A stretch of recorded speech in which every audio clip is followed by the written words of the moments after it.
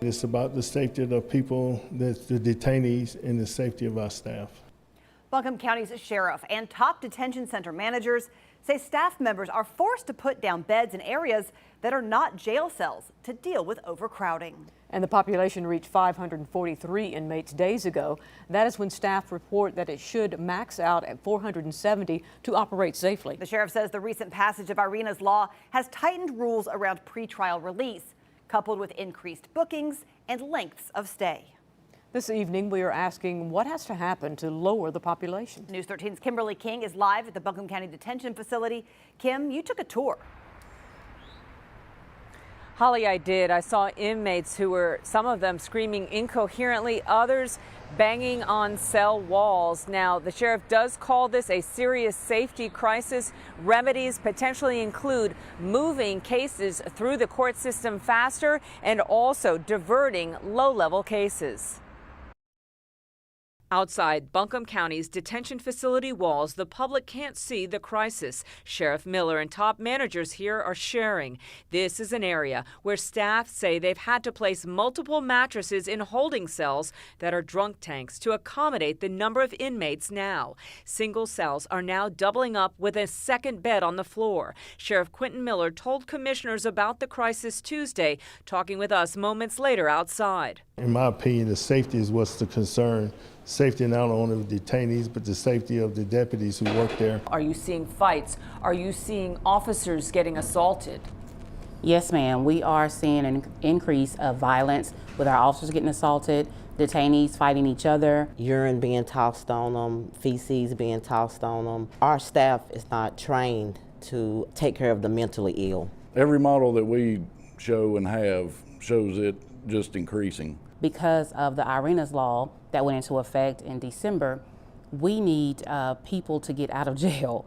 Under Iryna's law, Major Jillian Banks says many who are now charged have to post some type of bond amount or stay in jail. The magistrate, judges, courts, their hands are tied. You have to have a bond. Due to security reasons, the sheriff won't allow us to bring our own camera inside the jail, but we are taking a tour with the major and the two captains right now.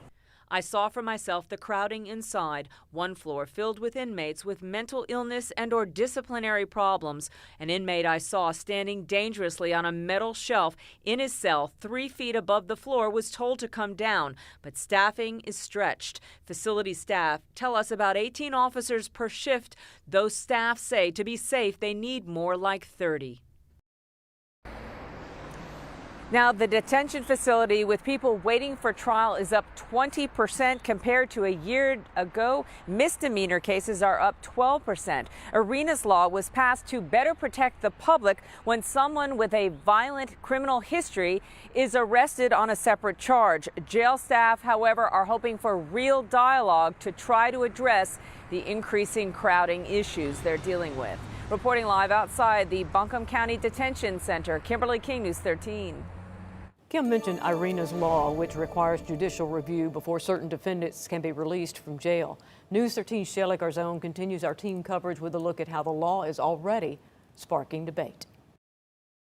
It's been 6 months since Iryna's law went into effect across North Carolina after the fatal stabbing of Iryna Zarutska, a Ukrainian refugee on a Charlotte light rail train, by a repeat offender. The law changes the state's pretrial release process. For certain serious crimes, a judge must review the case and set release conditions before a defendant can be released from jail. The law aims to keep people who may pose a danger to the public from being automatically released after an arrest, which supporters say is necessary.